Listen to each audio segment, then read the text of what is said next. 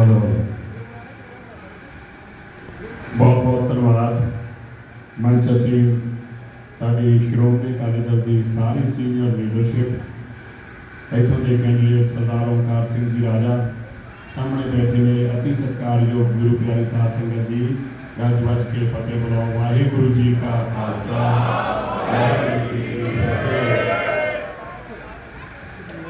मैं बहुत दिनों बाद अज देखा कि दोवां ही साडे बुलारियां ने जिहड़े सरदार जी के साथ के ब्रदर नाल पढ़ते हैं उन्होंने भी बड़े वधिया तरीके नाल प्रधान साहब ने बड़े वधिया तरीके दे नाल तुहानूं गल्लां दस्सियां जिहड़ियां असीं भी भुल्ले खलोते सी। ऐसा मैं कोई बहुत आपां तकरीरां करन भाषण देण मैं तुहाडे च नहीं आया। मैं ये समझदा कि तुहाडा मेरा रिश्ता बहुत नेड़े दा है क्योंकि जदों आपां परिवार बन के एक दूजे दे नाल खड़े हुंदे आ मैं उस रिश्ते के नाते आया है ना कोई नेता के नाते कोई प्रधान के नाते। ये मेरी खुशकिस्मती आ कि मैनू दिल्ली के अंदर दिल्ली सिख गुरुद्वारा मैनेजमेंट कमेटी की वो महान सेवा मिली आ जिथे गुरु साहिबाना के सब तो ज़्यादा चरणछोह स्थान ने उस शहर की सेवा करने का मौका दिल्ली कमेटी के माध्यम तो मैंने मिलया है। ये क्यों मिलया क्योंकि मेरिया जिहड़ियां इधर मावां ते भैणां बैठियां ने सामने बैठियां ने इन्होंने साढ़े लिए अरदासां कीतियां।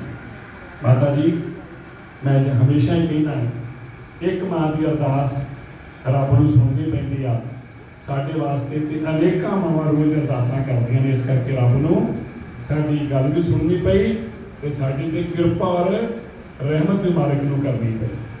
मेरे नौजवान दोस्त इत्थे खड़े देखो किसी नूं गालां कढणियां माड़ा बोलना इहदे वास्ते कोई लाइसेंस नहीं चाहिए।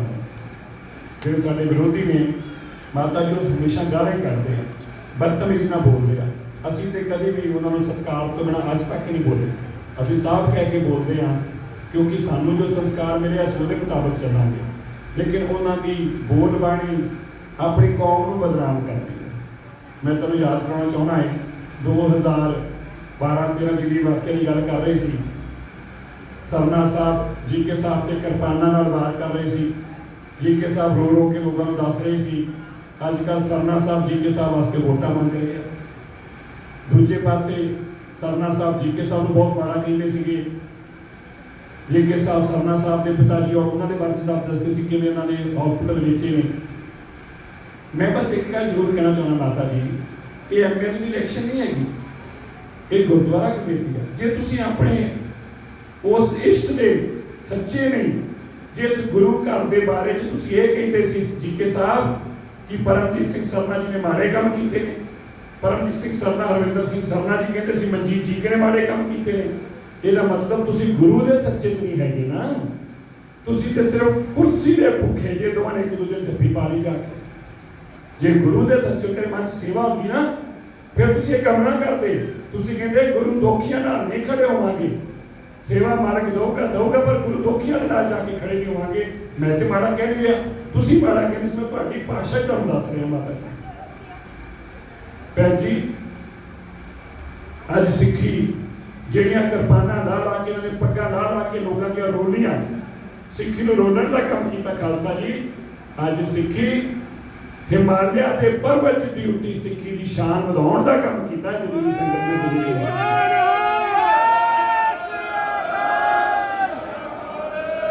मेरे दोस्त बैठे ने बहुत लोगों का टैक्सियों का काम लिया बिजनेस भी आ व्यापार भी आ दुकान भी आ। अज लोग तुहानूं जिहड़ियां नज़रां नाल वेंदे ने तुहानूं देवता समझ के सलाम करते हैं। अज दिल्ली और देश के लोग दसो मैं ठीक है ना गल करे जी दसो बच्चों तुसीं बाहर निकलते जे हिम्मत है किसी फरीद की तो लत्त पा लवे है किसी ने तुहाडे वाल वेख लवे। माता जी पूरे देश के अंदर असीं अपने बच्चों की सुरक्षा की चिंता की जेकर कलकत्ते च साडे भरा नूं किसी ने हथ पा लिया सरकार जाके झुकाती ममता झुकाती 4 दिनों के अंदर बलविंदर सिंह बाहर कढ़ के लेके आए। उत्तराखंड तो लेके झारखंड होवे कलकत्ता होवे बंगाल होवे या मणिपुर होवे सिक्किम होवे उड़ीसा होवे महाराष्ट्र होवे मध्य प्रदेश होवे छत्तीसगढ़ होवे हरियाणा पंजाब कित्थों दी तुसीं गल करो। अज लोग क्यों अपन पुछ रहे हैं क्यों ना बेटे फोन करके सानू क्योंकि उन्होंने पता है कि जो दिल्ली कमेटी आके खड़ी हो चुकी, दिल्ली कमेटी हुण कमेटी नहीं रही, कमेटी नहीं रही। देश के अंदर सिखां की एक अपनी खुद मुख्तियार एक सरकार है कि ताकत बनी है जिस कमेटी का। मेरे विरोधियों को मैं पूछना चाहना, मेरा तुहानू संदेश है ओपन चैलेंज है, तुसी 12 साल एक प्रधान रहे, सरदार साहब 6 साल दूजे प्रधान रहे, तुसी 18 साल प्रधान रहे, तुसी 18 साल की प्रधानगी दे 18 काम गिन दियो, 18 नहीं 9 गिन दियो, 9 नहीं 3 गिन दियो, चलो कोई एक काम गिन दियो जिहदे नाल देश और दुनिया के अंदर सिक्खी जय जयकार हो, एक काम गिन के दिखा दियो। बस एक काम कीता है माता जी, सज्जन कुमार के गले च सरोपे पा के कौम नू जलील करन दा काम कीता है। सरना साहब, मैं परमजीत सिंह सरना जी नू पूछना चाहना है कि इस मुंह दे नाल तुसीं सज्जन कुमार के गले सरोपा पाया सी, शर्म ना आई तुहानू जिन्हां लोकां दे गलां च असीं जुत्तियां घर पाउने आ। जिद्दन सानू माता जी मौका मिलिया है ना, चपेड़ा नाल कुट दिओ, जेल च छड्ड के आए चपेड़ा दे नाल।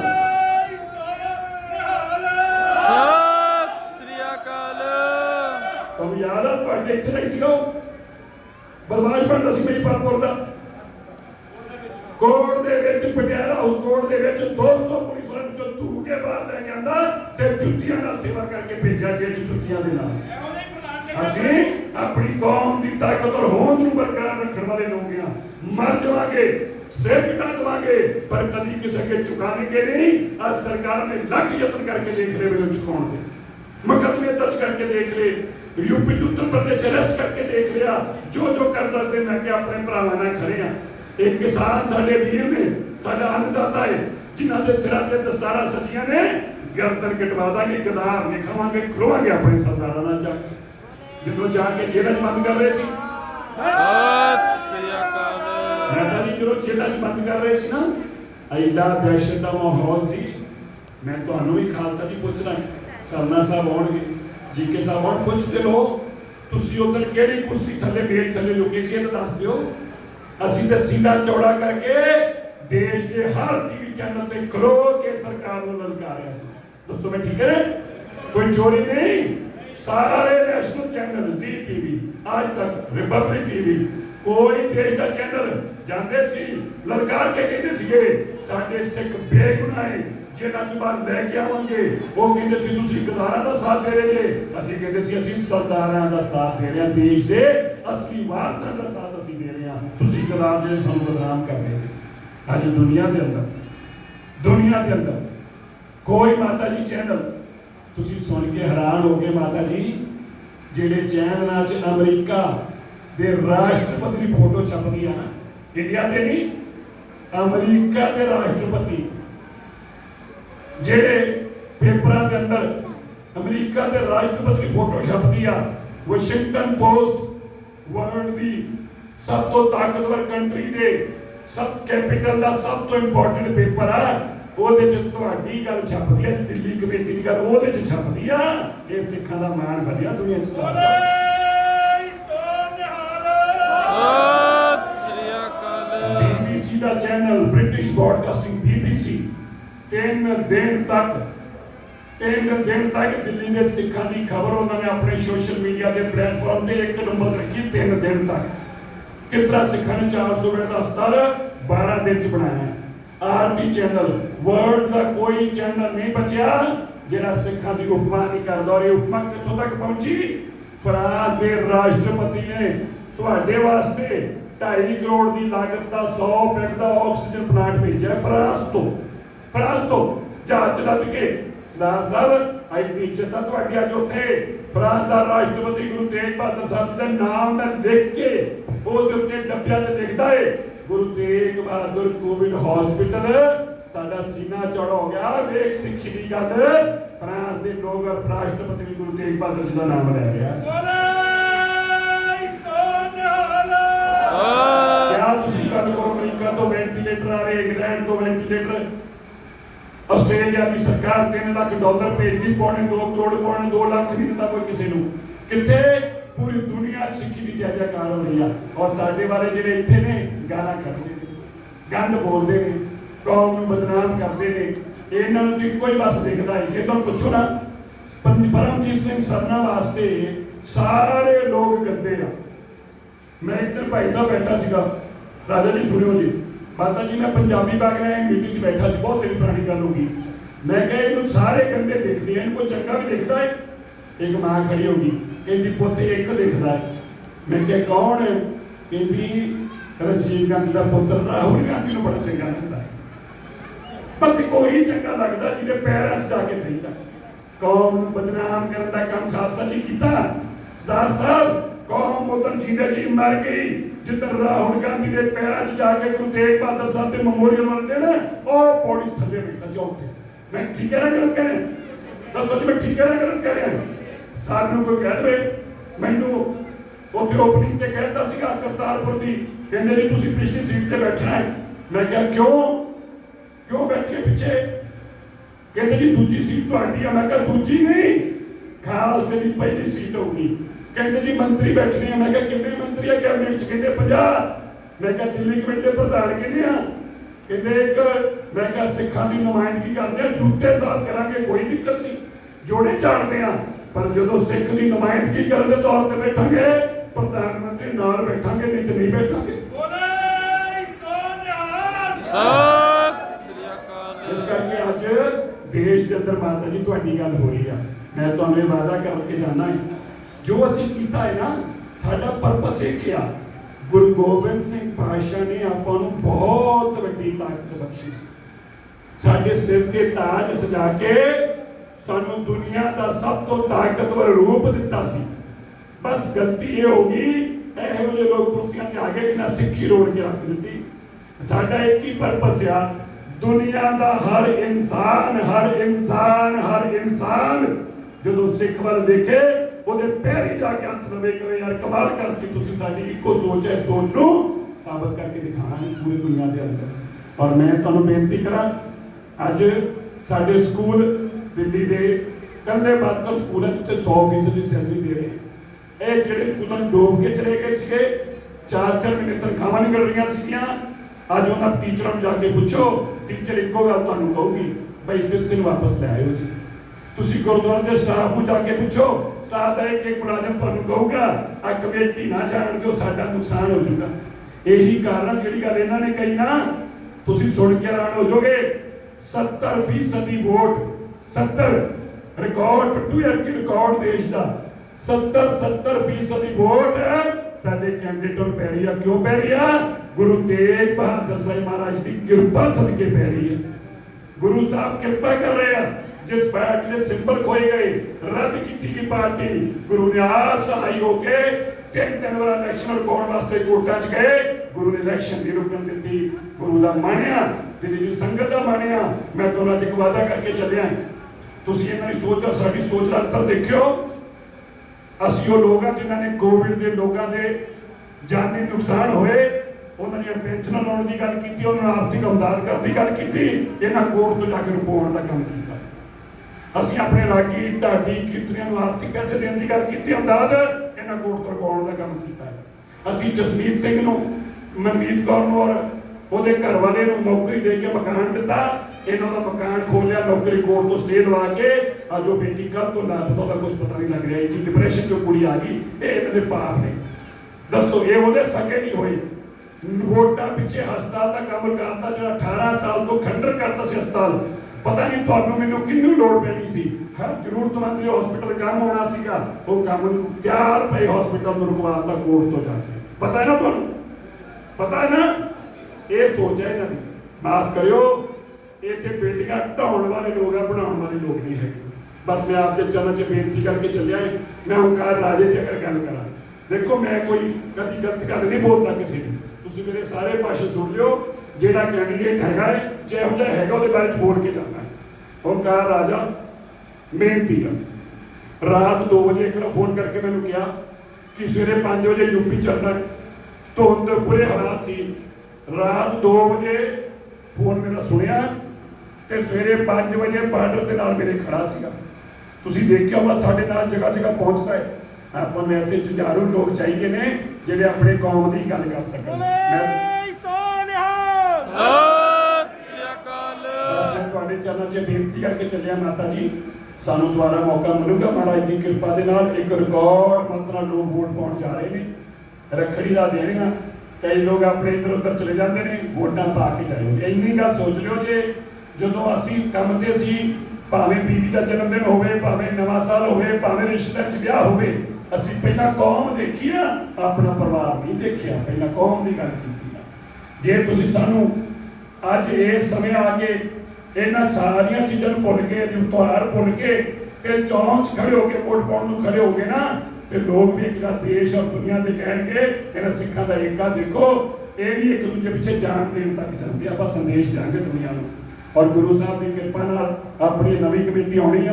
ਅੱਜ ਤੁਹਾਨੂੰ ਇੱਕ ਵਾਅਦਾ ਕਰਕੇ ਚੱਲੇ ਆ, ਤੁਹਾਡੇ ਕੋਲ ਵੋਟ ਮੰਗਣ ਨਹੀਂ ਆਵਾਂਗੇ ਜੇਕਰ 4 ਸਾਲਾਂ ਦੇ ਅੰਦਰ ਦਿੱਲੀ ਦੇ ਅੰਦਰ ਸਿੱਖਾਂ ਦੀ ਪਹਿਲੀ ਆਪਣੀ ਯੂਨੀਵਰਸਿਟੀ ਬਣਾ ਕੇ ਚਾਲੂ ਕਰਕੇ ਫੇਰ ਵੋਟ ਮੰਗਣ ਆਵਾਂਗੇ।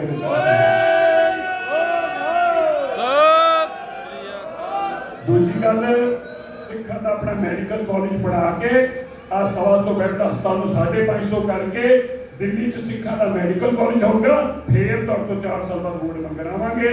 ਤੇ ਸਾਰੇ ਰਾਗੀ, ਢਾਡੀ, ਕੀਰਤਨੀਏ, ਕਥਾਵਾਚਕ, ਸੇਵਾਦਾਰ, ਸਿੰਘ ਸਭਾਵਾਂ ਦੇ ਜਿੰਨੇ ਨੇ, ਜਿਹੜੇ ਕਿ ਸਾਡੀ ਸਿੱਖੀ ਦੇ ਬੂਟੇ ਨੂੰ ਪਾਣੀ ਦਿੰਦੇ ਨੇ, ਹਰਾ ਕਰਦੇ ਨੇ, ਉਹਨਾਂ ਦੇ ਬੱਚਿਆਂ ਨੂੰ 12ਵੀਂ ਤੱਕ ਮੁਫਤ ਪੜਾਉਣ ਦਾ ਕੰਮ ਆਪ ਜੀ ਦੀ ਦਿੱਲੀ ਗੁਰਦੁਆਰਾ ਮੈਨੇਜਮੈਂਟ ਕਮੇਟੀ ਕਰੂਗੀ।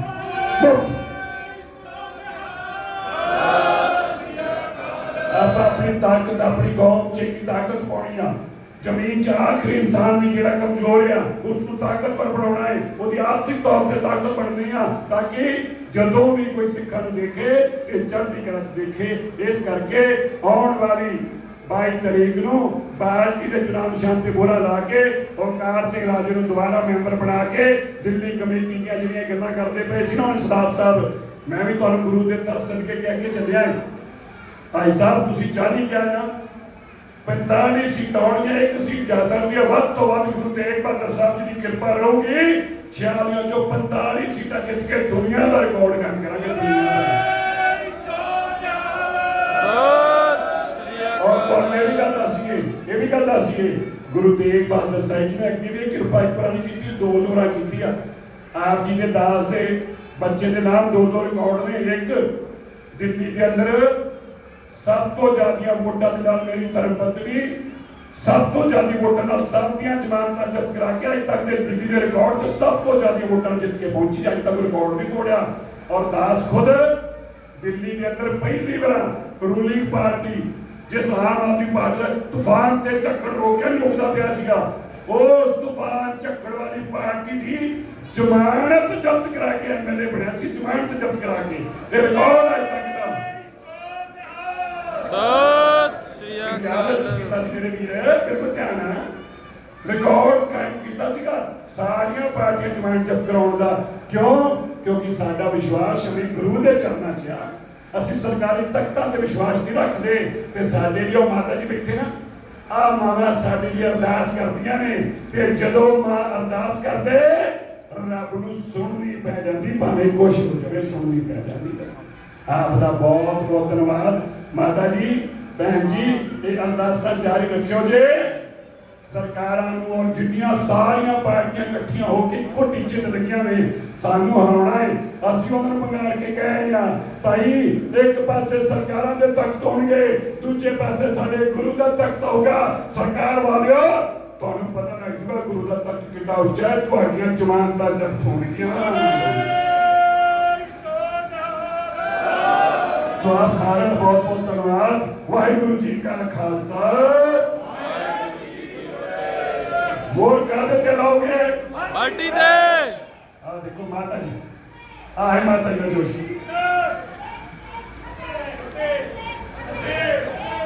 ਫਤਿਹ ਫਤਿਹ। ਦੱਸੋ ਸਰਦਾਰ ਸਾਹਿਬ, ਦੱਸੋ ਜਿਹਦੇ ਨਾਲ ਇੰਡੀਆ ਮਾਵਾਂ ਭੈਣਾਂ ਨੂੰ ਹਰਾ ਸਕਦਾ ਹੈ? ਦੁਨੀਆ ਦੀਆਂ ਵੱਡੀਆਂ ਤੋਂ ਵੱਡੀਆਂ ਤਾਕਤਾਂ ਮਾਂ ਦੀਆਂ ਅਰਦਾਸ ਅੱਗੇ ਨੀਵੀਆਂ ਨੇ। ਆ ਦੇਖ ਲਓ ਜਿਨ੍ਹਾਂ ਜਗਾਰੇ ਛੱਡੇ ਮਾਵਾਂ ਨੇ, ਰੱਬ ਸੁਣੂਗਾ। ਮੈਂ 45 ਕਿਹਾ ਸੀ, 46 ਚੋਂ 46 ਸੀਟਾਂ ਜਿੱਤ ਕੇ ਲੈ ਕੇ ਆਵਾਂਗੇ। ਵਾਹਿਗੁਰੂ ਜੀ ਕਾ ਖਾਲਸਾ, ਵਾਹਿਗੁਰੂ ਜੀ ਕੀ ਫਤਿਹ।